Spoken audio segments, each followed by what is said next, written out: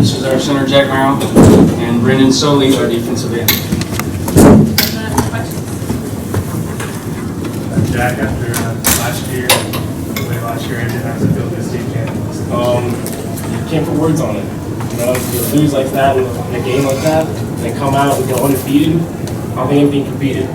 We always want to say when we go 1-0 each week, when we accomplish our goal this week, when we accomplish our big goal, going 16-0. So it's a great feeling. Coach, how do you put this into words? That's tough. That is something you dream of. And these guys have worked exceptionally hard for it. And to see them and see it pay off and see the work come through in the end is phenomenal. Coach, talk about your defense's effort, especially in the third quarter, with a couple of mishaps, Lone Star trying the ball, leaving your territory, and helping two field goal attempts. Talk about the defense, holding them out of the end zone. Our defense has been unbelievable all year long. And until you play them, you really don't know what they're capable of. And they play so fast and play so physical, and their ability to play together and the teamwork that goes in with that. The coaches do a great job, and you just saw today what they've done all year long. Brendan, what do you attribute your defense's success to today? Their quarterbacks losing against Christian Championship. Our coaches, our coaches, everybody is talking about us, telling us we're on our side, motivates us every week to go out and prove ourselves that we need to be the best defense, and we need to prove it to everybody, to keep everybody shut up so that they believe that we are the #1 defense in the state, and I think we proved that.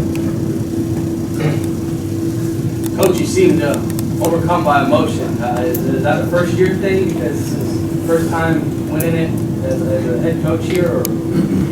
That's an every year thing. If you've ever been to our banquet, you know I'm a crier. So I'm a pretty emotional guy, and you spend a lot of time with these guys, and so it's tough to see them finish out their career. But at the same time, if you're going to do it, this is the place we wanted to do it, and it's an unbelievable feeling to have this opportunity and to see these guys accomplish all the things that they set out to do. Coach had two of your mentors, Coach Ross and Coach Wilson, sidelines. That's special. I actually had all three of my mentors. Oh, okay.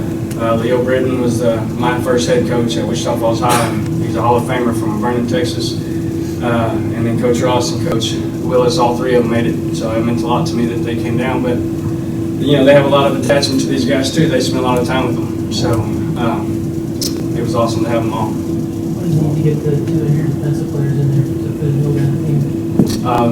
That was awesome. Our nose guard, Will Otto, made it back this week for the first time since, I think, week 4. And that was, he put in a lot of work to get an opportunity, and we told him we were going to play as long as we could to try to get him back, because he's an exceptional player, and people just missed out on seeing a lot of football from him. But to get Augustine and Franklin in there at the end, we wouldn't be where we were at without them, and so it was just kind of a tribute. Hey, Coach, what's with the solidarity of the hair cutter with the team?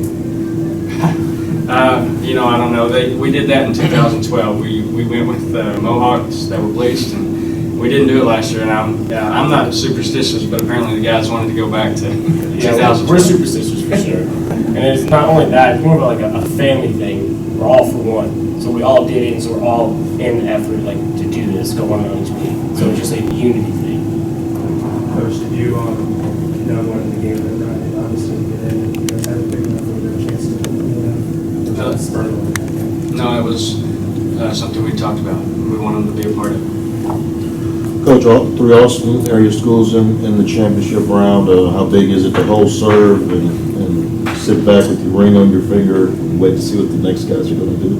Well, we're rooting for all of them, and we just had the fortunate spot to kick this thing off, and hopefully it's going to be a great Austin weekend, and Westlake and Lake Travis will handle their business as well. It's a great football area, and I think having 3 teams in the big classes representing Syntex and Austin, Texas is a big deal, because you hear a lot about the metro area and Houston and all that, and we play pretty good football down here too. Coach, was there anything different about having this thing in Houston as opposed to Dallas, and what was your opinion of the whole thing? It's just different direction, you know. We were glad to be here. They did a great job hosting. It's a different venue, but, you know, the end goal was for us just to win the football game. Any final questions? Jack, your point of view, how much did your sophomore quarterback kind of grow through the season, especially the way he played there? He grew up a lot, for sure. Like, when we first had going, like, he couldn't read the pocket quite well. Like, so, like, Eli, our left tackle, would be the blocking guy, even though he'd be being pushed back, then Mac would step up, and, like, he'd lose time like that. But as he grew over the course, like, now he can scramble better, he can read the pocket better, and I'm ready to see him his senior year, because I don't know, he might be one of the best QBs ever come to Cedar Park, and I'm pretty excited about that. You see a lot of that on that last touchdown there. Oh, yeah. Like, he's an exceptional player. I can't say anything more. He can throw the, like, against Tybee, he had 260 yards passing as a sophomore.